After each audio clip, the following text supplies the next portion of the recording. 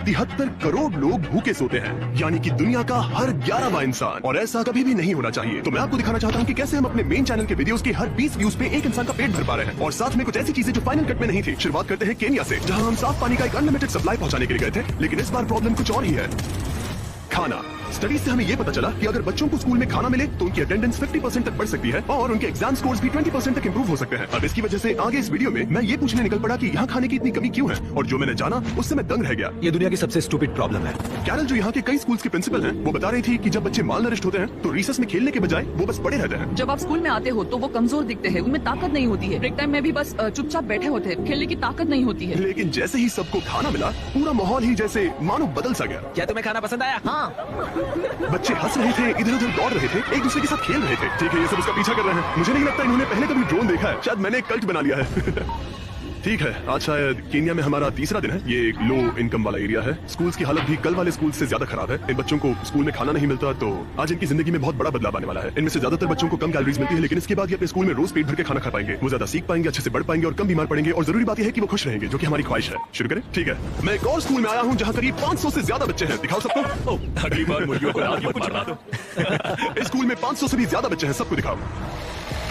हजारों और बच्चों को खाना खिलाने के बाद हमने उन्हें उनके भविष्य के लिए तैयार किया। उन्हें वो सब कुछ दिया जिनकी उन्हें जरूरत हो सकती है। निकलने से पहले हमारे बिहाइंड द सीन्स टीम को केन्या के टॉप यूनिवर्सिटीज का एक्सक्लूसिव टूर मिला, जहां मुझे कुछ बिजनेस स्टूडेंट्स से बात करने का मौका मिला।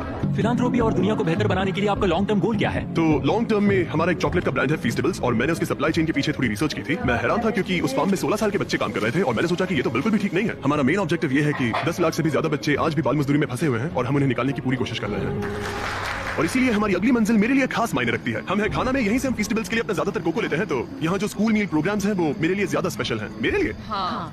Thank you. ये सच में अमेजिंग है कि ये कम्युनिटी हमारा शुक्रिया अदा करने के लिए ऐसे समारोह आयोजित कर रहे हैं, वो भी खाने जैसी चीज के लिए जो उन्हें पहले ही मिल जानी चाहिए थी। मैं स्वागत करता हूँ जिमी, उन्हें मिस्टर बीस भी कहा जाता है। Please welcome. Thank you. Thank you. जैसा कि मैंने कहा, मैं इस खाने के प्रोग्राम को शुरू करने और इस कम्युनिटी में डेवलपमेंट करवाने के लिए बहुत एक्साइटेड हूँ, और मुझे आप सबके साथ काम करने में बहुत खुशी होगी। मुझे यहाँ बुलाने और इस सम्मान के लिए बहुत बहुत शुक्रिया। ये हमारा पारंपरिक केंते हैं और हम तुम्हें केंते में लपेटेंगे ताकि हम तुम्हारा सम्मान कर सके। हाँ, अब हाथ ऊपर उठाओ। तो अब तुम इस गांव के उप प्रधान हो। Thank you. क्या तुम इस सबसे खुश हो? हाँ, हम खुश हैं। हाँ, सब कुछ बहुत अच्छे से हो गया। Thank you. जश्न वगैरह बाद में। घाना में मेरा जो एक जरूरी काम था वो था कुछ ककाओ फार्म्स को चेक करना। यहाँ के किसान जितना आमतौर पर मिलना चाहिए उससे कम कमाते हैं, और उनके बच्चे अक्सर काम में इसीलिए लगते हैं ताकि उनका परिवार भूखा ना सोए। हम फेस्टिवल्स में कड़ी मेहनत इसलिए कर रहे हैं ताकि सभी किसानों को लिविंग इनकम रेफरेंस प्राइस दे सके और चाइल्ड लेबर को खत्म कर सके।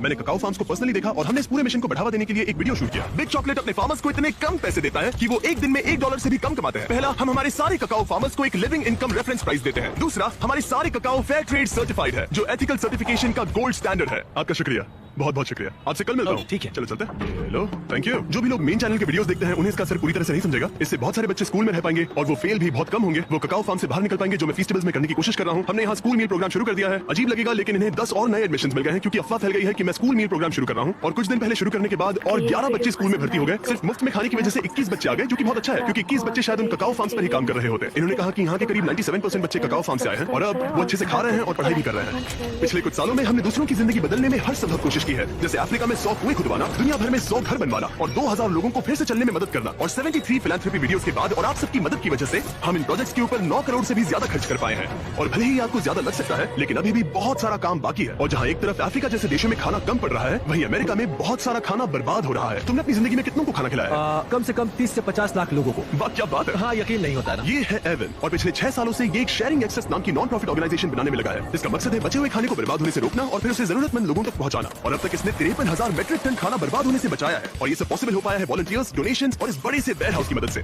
सिर्फ ये एक बिल्डिंग ही 14 फुटबॉल मैदानों के बराबर है। Oh my इसके God. अंदर 7 लाख स्क्वायर फीट का रेफ्रिजरेटेड वेयर हाउस स्पेस है। मुझे नहीं पता था कि इतनी लंबी बिल्डिंग्स भी होती हैं। जरा देखो ये कितनी लंबी है, और ये तो बस एक सेक्शन है। यहाँ ऐसी बहुत सारी है। हर साल जितनी बेहिसाब मात्रा में खाना लैंडफिल्स में फेंका जाता है, अगर उसी को बचा लिया जाए तो खाने की सारी तकलीफ ही मिट सकती है। और एवन से बात करने के बाद मुझे इसके पीछे की वजह साफ साफ समझ आने लगी।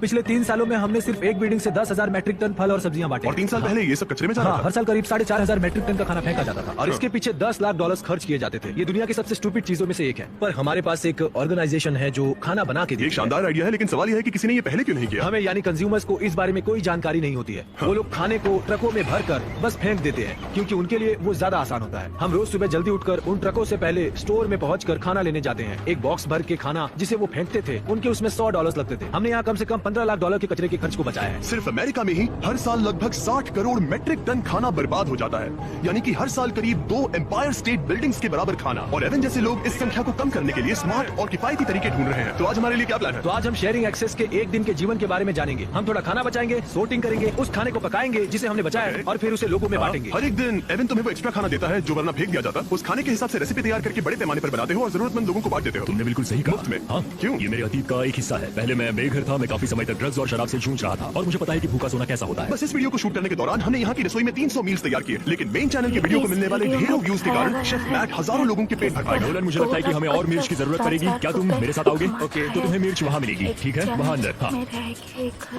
क्या तुमने नोलन को फ्रीजर में बंद कर दिया? बस थोड़ी देर के लिए, ज्यादा सबसे नहीं। तुम मेरे फेवरेट शेफ हो।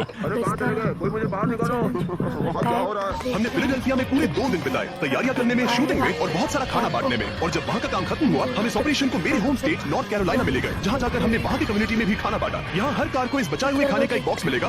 कुछ अंगूर, कुछ केले, थोड़ा मीट, बहुत सारी सब्जियाँ और खाने के पैकेट्स। ये सारी चीजें फेंकी जा सकती थी, लेकिन शेयरिंग एक्सेस की वजह से ऐसा नहीं होगा। एवन, ये देखकर कैसा लग रहा है कि तुमने जो खाना बचाया है वो जरूरतमंदों तक ऐसा पहुंचा? लग रहा है जैसे सपना सच हो गया। कुल मिलाकर इस वीडियो की शूटिंग के दौरान हमने 7,000 से ज्यादा लोगों को खाना खिलाया। हालांकि ये संख्या और बढ़ेगी जितना आप मेन चैनल के वीडियो को देखेंगे। तो अगर आपने अभी तक नहीं देखा तो जरूर देखें, और अगर आपने पहले से ही देखा है तो दोबारा देखें, ताकि एक और जरूरतमंद को खाना मिल सके। रहना होगा पूरे 100